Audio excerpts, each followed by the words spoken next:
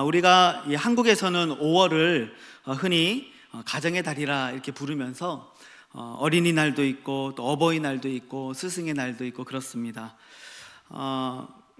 우리 한 사람 한 사람이 사실 다 어버이고 또 스승으로 살아가고 있고 또 꼭 내가 어버이나 스승이 아니라 할지라도 우리는 이 땅을 살아가면서 크고 작은 공동체를 이끌어가는 어떤 가장 또 리더, 지도자라는 직분을 다 가지고 살아가는 것 같습니다. 부모는 가정의 리더라고 말할 수 있고 선생님은 학생들의 리더다 이렇게 말할 수 있겠죠. 또 교회에도 많은 리더들이 있습니다. 다락방 숙녀님들이 계시고요, 또 우리 사랑방 회장님들이 계시고 주일학교에는 선생님들이 계시고요, 또 각 기관마다 그 기관들을 이끌어가는 임원들도 있습니다. 그리고 당회가 교회에 세워진 그런 리더들이죠. 모든 공동체는 그 공동체를 이끌어 나가는 리더들이 존재하는 법입니다. 그런데 좋은 리더가 된다는 것, 그것이 참 어려운 일인 것 같습니다. 사실 우리가 다 크고 작은 공동체의 리더들이기 때문에 우리가 좋은 리더가 되는 것, 사람이 따르고 싶은 리더가 되는 사람은 도대체 어떤 사람인가를 알아보는 것은 우리들에게 큰 의미가 있다고 생각합니다. 어떤 사람이 정말 따르고 싶은 사람일까요? 어떤 사람이 정말 따르고 싶은 지도자, 따르고 싶은 부모님, 따르고 싶은 선생님이라는 그런 말을 들을 수 있을까요? 저는 오늘 이 본문을 통해서 몇 가지 교훈을 통해서 정말 어떤 사람이 하나님의 사람으로서 따르고 싶은 사람인가, 정말 이런 리더십을 가지고 있는 사람인가에 대해서 함께 은혜를 나누었으면 좋겠습니다. 오늘 우리가 읽은 본문은 하나님께서 위대한 지도자 모세가 죽은 후에 이제 새로운 지도자인 여호수아를 세우시고 이제 지도자로서의 첫 발을 내딛고 있는 그 여호수아에게 주시는 지도자로서의 어떤 지침이자 명령이라고 말할 수 있습니다. 이것은 앞으로 모세의 뒤를 이어 이 지도자의 역할을 감당해야 할 여호수아가 지도자로 사는 일생 동안 붙들어야 될 지도자로서의 행동 강령인 것이죠. 오늘 이 여호수아를 향한 하나님의 명령이 다른 누군가가 아니라 바로 오늘 나를 향한 하나님의 말씀으로 받을 수 있기를 주님의 이름으로 축복합니다. 정말 따르고 싶은 사람, 따르고 싶은 그리스도인, 그리고 따르고 싶은 리더는 어떤 사람일까? 사람들은요, 저마다 따르고 싶어하는 리더의 상을 가지고 있을 것 같아요. 정치계, 재계, 학계 마다 아마 이상적으로 생각하는 리더십의 모습이 있겠죠. 그런데 오늘 우리가 알기를 원하는 영적 지도자는 바로 영적인 지도자죠. 기독교 지도자, 크리스찬 지도자입니다.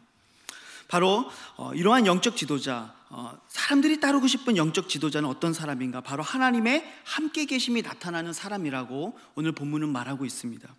읽지 않았지만 16절 17절 말씀을 보시면은요, 그들이 여호수아에게 대답하여 이르되 당신이 우리에게 명령하신 것은 우리가 다 행할 것이요 당신이 우리를 보내시는 곳에는 우리가 가리이다. 우리는 범사의 모세에게 순종한 것 같이 당신에게 순종하려니와 오직 당신의 하나님 여호와께서 모세와 함께 계시던 것 같이 당신과 함께 계시기를 원합니다. 이렇게 말하고 있죠. 백성들이 말하고 있습니다. 이제 새로운 지도자 바로 여호수아 당신에게 우리가 전적으로 순종하겠습니다. 당신이 가라는 곳에 가고 당신이 보내시는 곳에 우리가 갈 것입니다. 우리가 모세에게 순종했던 것처럼 이제 당신에게 순종할 것입니다. 다만 당신의 삶에 모세처럼 그 모세의 삶에 하나님의 함께 계심이 나타났던 것처럼 당신의 삶에도 하나님이 함께 하시는 그것이 드러나는 그러한 리더가 되기를 우리는 원합니다 라고 말하고 있는 것이죠. 백성들은 자신들이 따랐던 그 위대했던 지도자 모세에게 순종했던 것처럼 이제 여호수아에게도 순종하겠다라는 약속을 하면서 오직 바라는 한 가지가 있다면 그것은 바로 당신의 삶에 여호와가 함께 하심이 나타나기를 원한다라고 말하고 있는 것이죠. 하나님은 모세를 통해 너무나도 놀라운 능력과 영광을 보여주셨어요. 하나님이 함께 하심을, 그의 삶에 하나님의 날마다 동행하고 계심을 이 모세의 사역을 통해 항상 드러내셨죠. 대표적으로 하나님은 모세를 통해 홍해를 가르셨고요, 만나와 메추라기를 내리시고 반석의 물을 내게 하셨죠. 또 모세를 대적하는 자들은 땅이 그들을 삼켜버리는 이런 징계를 내리기도 하셨어요. 이러한 일들을 통해, 이러한 놀라운 기적들을 통해 하나님은 모세의 권위, 그 리더자로서의 권위를 세워주셨고, 그를 통해 하나님의 능력과 하나님의 함께 하심을 백성들이 경험할 수 있도록 그의 삶에 역사하셨던 것이죠. 그래서 백성들은 모세를 따랐던 것이에요. 그리고 오늘 백성들은 바라는 거예요. 우리가 따르고자 하는 이제 새로운 지도자 당신의 삶에도 하나님의 함께 하심이 나타나는 지도자가 되기를 우리는 간절히 원합니다.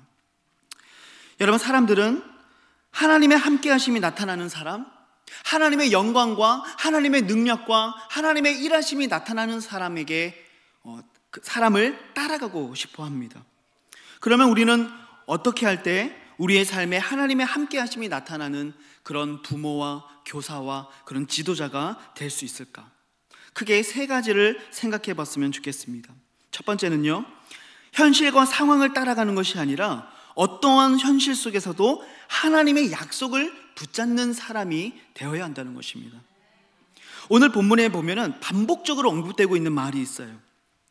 대표적으로 본문 6절만 보시면은요, 강하고 담대하라. 너는 내가 그들의 조상에게 맹세하여 그들에게 주리라 한 땅을 이 백성에게 차지하게 하라, 이렇게 말씀합니다. 내가 맹세해서 너에게 주겠다고 약속한 그 땅을 차지하라고 말씀하고 계시는 거예요. 무엇을 의지하라는 것입니까? 약속을 의지하라는 것이죠. 내가 너에게 그 땅을 주기로 약속했으니까 너는 담대하게 올라가서 그 땅을 차지하라고 말씀하고 있는 거예요. 오늘 보면 6절뿐만이 아니라 2절부터 9절까지 매 절마다 약속의 말씀들이 계속 등장합니다. 2절에서는 이스라엘 자손에게 주는 그 땅이라고 이야기하고요, 3절에서는 내가 너희에게 그 땅을 주었다라고 이야기하고, 4절에서는 그 땅이 너희의 영토가 될 것이다. 5절에서는 너를 능히 대적할 자가 없을 것이다. 내가 너와 함께 있을 것이다. 7절에서는 너가 어디로 가든지 형통할 것이다. 8절에서는요, 네 길이 평탄하게 될 것이며 너가 형통할 것이다. 9절에서는 여호와가 너와 함께 할 것이다. 매 절마다 하나님의 약속의 말씀을 주고 있어요. 그 땅은 내가 너에게 준 땅이다. 내가 너와 함께 할 것이다.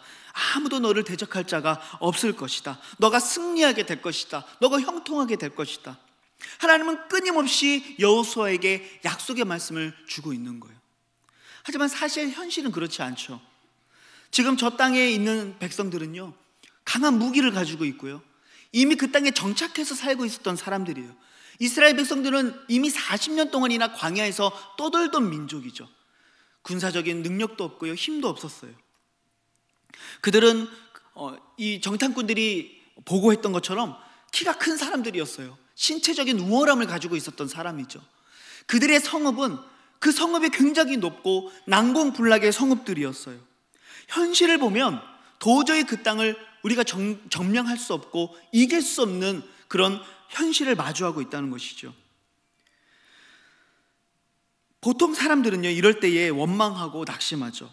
이미 가데스 바네아에서 우리는 메뚜기 같아, 우리는 저 땅을 점령할 수 없어 라고 원망했던 자들은 이미 광야에서 다 죽었죠. 그들은 약속을 바라보지 못했고요, 무엇을 바라봤던 거예요? 현실을 바라봤던 거예요. 그래, 그 땅에 젖과 꿀이 흐르는 땅은 맞아. 하지만 그 땅의 사람들은 거인이고 우리는 스스로 보기에도 메뚜기 같으니 우리가 그들을 결코 점령할 수 없다고 이야기했던 것이죠. 그들은 눈앞에 있는 거인들을 보았고요, 그들은 눈앞에 있는 높은 성벽만 보았던 것이죠. 그래서 그들은 광야에서 모두 죽임을 당하게 됐어요. 하지만 여호수아와 갈렙은 뭐라고 얘기합니까? 그래, 그들은 거인이 맞다. 하지만 여호와께서 기뻐하시면 우리가 그 땅을 차지하게 될 것이다. 여호수아와 갈렙은 뭘 바라보고 있는 거예요? 하나님의 약속을 바라보고 있는 거예요. 하나님이 그 땅을 주셨다라고, 하나님이 기뻐하시면 그 땅을 우리들에게 주실 거라고 말하고 있는 것이죠. 하나님의 약속을 신뢰하며 긍정적인 보고를 했던 이 갈렙과 여호수아만이 비로소 그 땅을 밟게 되는 축복을 얻게 됐던 것이죠. 여러분, 어떤 어려운 상황 속에서도 현실 때문에 낭망하고 좌절하지 않는 사람, 하나님의 약속이 있기 때문에 그 약속을 붙잡고 신실하게 내가 살아가고 있는 그 자리에서 믿음의 선한 싸움을 싸우는 사람이야말로 진정으로 따르고 싶은 영적 지도자가 될 수 있다는 것이죠. 아브라함이 왜 믿음의 조상이 되었을까요? 로마서에 보니까 바울에 대해 이렇게 이야기합니다. 4장 18절에 보니까요, 아브라함이 바랄 수 없는 중에 바라고 믿었으니 이는 내 후손이 이 같으리라 하신 말씀대로 많은 민족의 조상이 되게 하려 하십니다. 이미 그의 아내 사라가 단산을 했습니다. 그리고 자신도 나이가 너무 많이 들었어요. 또다시 아이를 낳을 수 있다는 희망이 전혀 없는 상황이죠. 하지만 그가 약속을 바라보며 나아갔을 때 그는 100세에 하나님의 주시는 아들 이삭을 얻게 된 것이죠. 히브리서 11장 11절에서 이에 대해 이렇게 얘기합니다. 믿음으로 사라 자신도 나이가 많아 단산하였으나 잉태할 수 있는 힘을 얻었으니 이는 약속하신 이를 미쁘신 줄 알았습니다. 아브라함도 그렇고 사라도 그렇고 비록 우리가 아이를 가질 수 있는 상황은 아니었지만 하나님이 약속하신 그분이 미쁘신 줄을, 믿을 만한 분인 줄을, 신실하신 분인 줄을 그들이 알았기 때문에 그들은 100세에 아들을 얻게 되었던 것이죠. 단순한 자신을 바라본 게 아니라 바로 약속하신 하나님의 그 약속을 붙잡았던 것이죠. 그래서 그는 민족의 조상, 믿음의 조상이라고 하는 타이틀을 얻을 수 있었던 거예요. 히브리서 11장 8절에서도 이런 말씀이 있습니다. 믿음으로 아브라함은 부르심을 받았을 때에 순종하여 장래의 유업으로 받을 땅에 나아갈새 갈 바를 알지 못하고 나아갔다라고 얘기합니다. 현실은 어땠어요? 어디로 가야 될지 아직 몰라요. 그냥 그 하란에서 내가 너에게 보여줄 땅, 그러니까 그 땅이 가나안 땅이야, 여기서 몇 킬로만 더 가면 되라고 말씀해 주면 좋을 것 같은데 그런 말씀이 아니었고 뭐예요? 내가 너에게 보여줄 땅으로 가라고. 갈 바를 알지 못했고 어디로 가야 할지 알지 못했지만 아브라함은 하나님의 약속을 붙잡고 내려갔던 거예요. 왜요? 히브리서 11장 10절에 보니까 이렇게 해석합니다. 이는 그가 하나님이 계획하시고 지으실 터가 있는 성을 바랐습니다. 이렇게 얘기하죠. 비록 현실은 내가 어디로 가야 될지 모르고 얼마나 가야 될지 아무것도 알지 못하는 어둠 속에 있는 것처럼 보이지만 하나님의 약속이 내 삶을 비춰주고 있다는 사실을 그가 바랐기 때문에 그럼 한 걸음 한 걸음 점점점 남쪽으로 내려갔던 것이죠. 그리고 비로소 하나님이 보여주신 그 땅, 하나님의 약속으로 주시기로 한 그 땅에 그는 정착하게 됐던 것이죠. 사람들은 흔들리고 불안해하는 지도자를 원하지 않습니다. 우리의 자녀들이 우리 부모님들을 볼 때에 흔들리고 불안해하는 모습을 보고 싶어 하지 않는 거죠. 어떤 어려움 속에서도 하나님의 약속을 붙들고 굳건하게 서 있는 사람이 위대한 부모가 될 수 있고 위대한 교사가 될 수 있고 위대한 교사요, 목사요, 리더가 될 수 있는 것이죠. 성경에는 수많은 하나님의 약속들이 적혀 있습니다. 오늘 이 설교 시간에 그것을 다 이야기할 수 없을 정도죠. 대표적으로 성경에는 하나님의 구원의 약속이 기록되어 있고요. 또한 영생의 약속, 우리의 삶을 공급해 주시겠다는 그 공급의 약속, 날마다 우리와 함께 하시겠다는 임마누엘의 약속, 우리의 모든 죄를 용서하시고 다시는 기억지 아니하시겠다라는 죄사함의 약속도 기록되어 있어요. 이 너무나도 많은 약속들이 성경 말씀에 적혀 있죠. 그래서 이 약속의 말씀을 붙잡고 비록 내가 살고 있는 삶의 현실은 너무 힘들고 어렵고 어둡고 너무나도 낭망할 만한 순간들이지만 그 약속 위에 굳건하게 서서 흔들리지 않는 믿음의 사람이 될 때 바로 그 사람이 저 사람을 따라가고 싶다, 정말 저 사람과 함께하고 싶다라는 그 매력을 발산할 수 있는 지도자가 될 수 있다는 것이죠. 사랑하는 성도님들이 어떤 어려움 속에서도 그 약속 굳게 붙들고 흔들리지 않는 가정의 리더요, 교회의 리더요, 이 사회의 리더들이 다 되시기를 우리 주님의 이름으로 축복합니다. 두 번째로 하나님의 그 함께 하심이 나타나는 사람은 어떤 사람인가? 바로 진리를 따르는 사람입니다. 오늘 본문에서 또한 계속 반복하고 있는 표현 중에 또 한 가지가 바로 하나님의 말씀을 지키라는 것입니다. 오늘 본문 7절과 8절 말씀을 보시면 오직 강하고 극히 담대하여 나의 종 모세가 내게 명령한 그 율법을 다 지켜 행하고 우로나 좌로나 치우치지 말라. 그리하면 어디로 가든지 형통하리니 이 율법책을 내 입에서 떠나지 말게 하며 주야로 그것을 묵상하여 그 안에 기록된 대로 다 지켜 행하라. 그리하면 내 길이 평탄하게 될 것이며 내가 형통하리라. 진리를 따르는 삶을 살라고 명령하세요. 이 말은 율법주의적인 리더가 되라는 말을 하는 것이 아닙니다.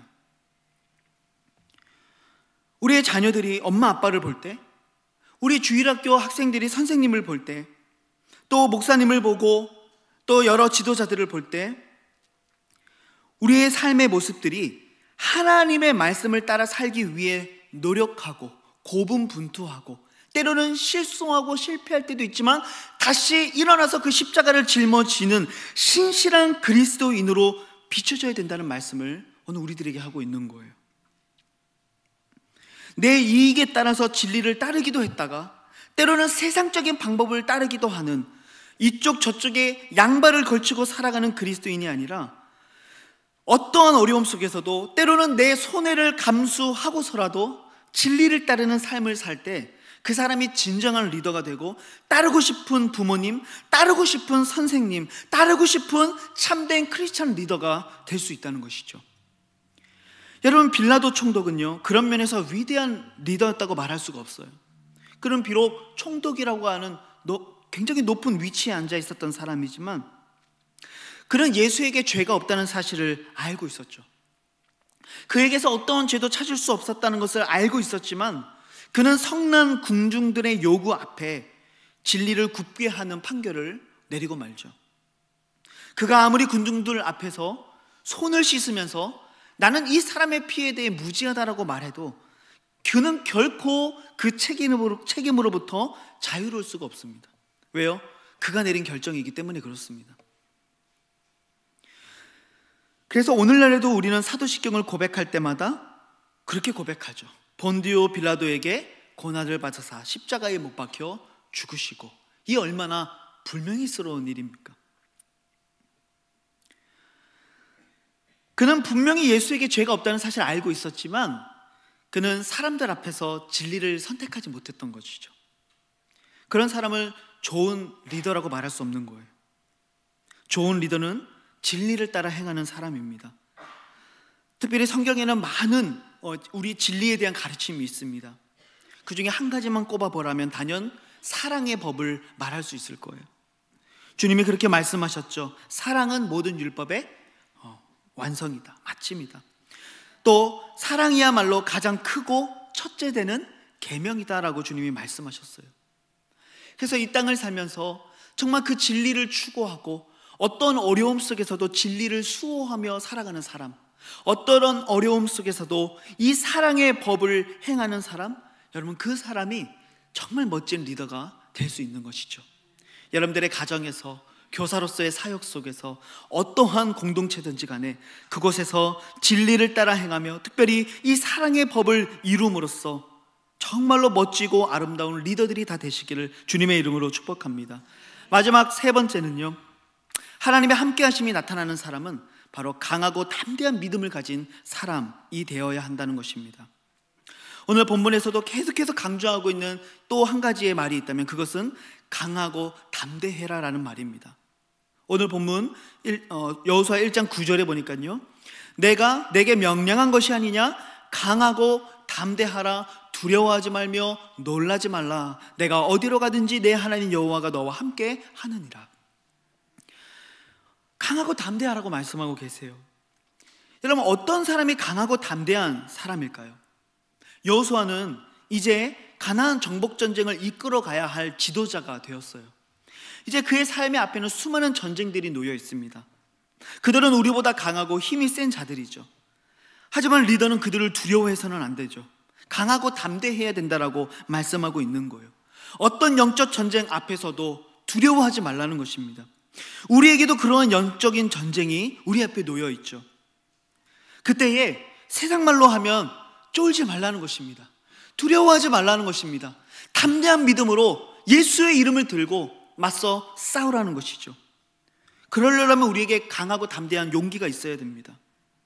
이 영적 전쟁에서 내가 승리하겠다라는 어떤 영적인 각오와 담대함이 있어야 되는 것이죠. 내가 이 게임에 나가서 이 경기를 반드시 이기겠다는 그 어떤 굳은 용기를 가지고 나아갈 때 어떤 투지가 나오게 되는 것이죠. 전쟁에 나갈 때도 어떤 그런 우리가 반드시 이기리라는 어떤 그런 함성, 강한 용기를 가지고 나갈 때만이 전투력이 상승할 수 있는 것이죠. 그래서 우리는 어떤 영적 전쟁 앞에서도 강하고 담대한 믿음을 가질 수 있어야 됩니다. 그래야만 위대한 리더가 되는 것이죠. 위대한 리더였던 다윗에게 바로 그런 강하고 담대한 믿음과 용기가 있었어요.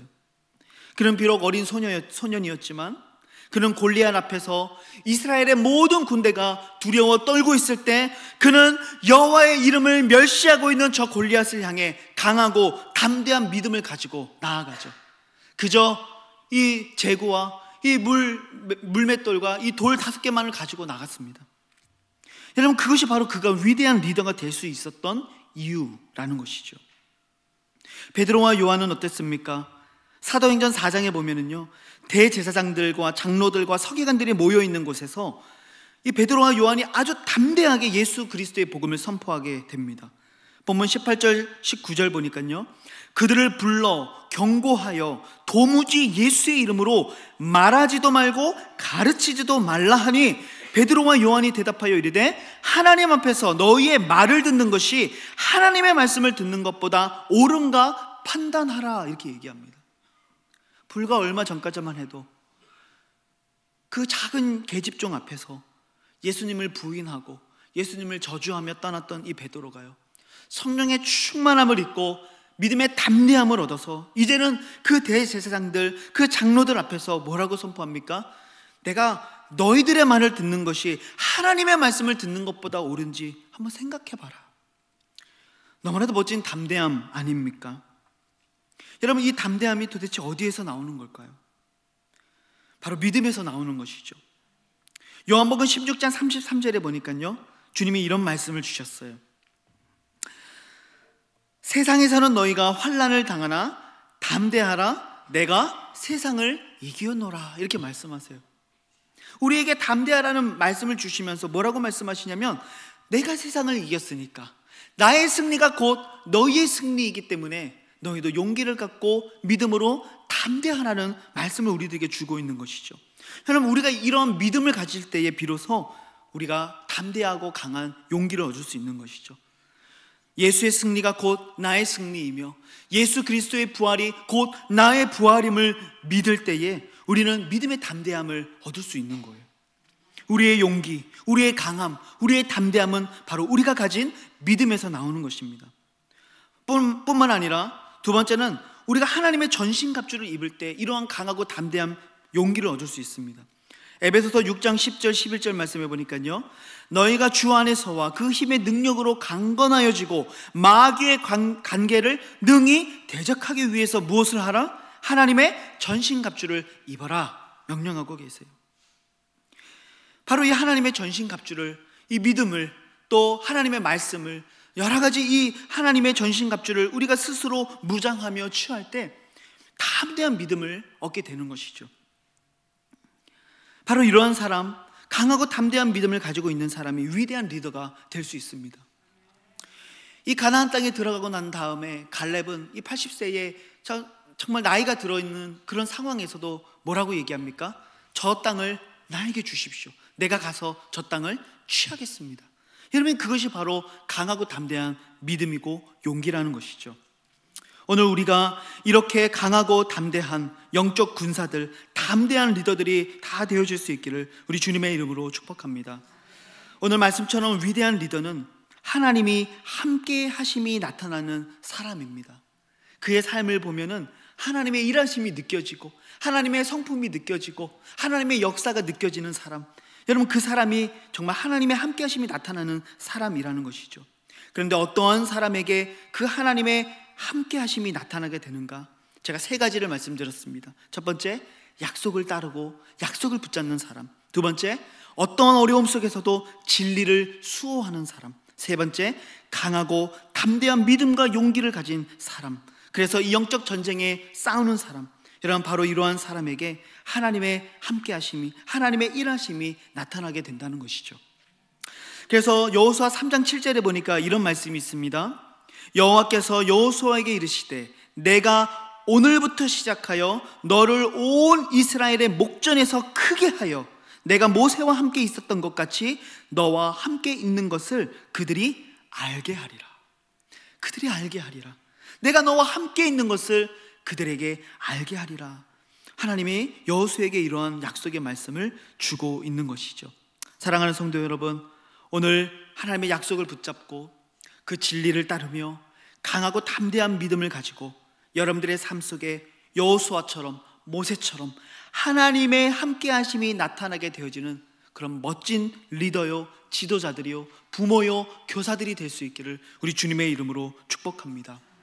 여러분, 그래서 우리가 이러한 지도자, 이러한 부모, 이렇게 하나님의 함께 하심이 나타나는 사람이 될 때 우리는 어떠한 리더가 되는가? 사람들로부터 존경을 받고 존중을 받고 때로는 그러한 경외심을 느낄 수 있는 그런 리더가 될 수 있다는 것이죠.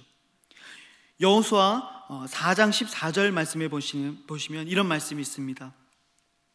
그날에 여호와께서 모든 이스라엘의 목전에서 여호수아를 크게 하심이 그가 생존한 날 동안에 백성이 그를 두려워하기를 모세를 두려워하던 것 같이 하였더라.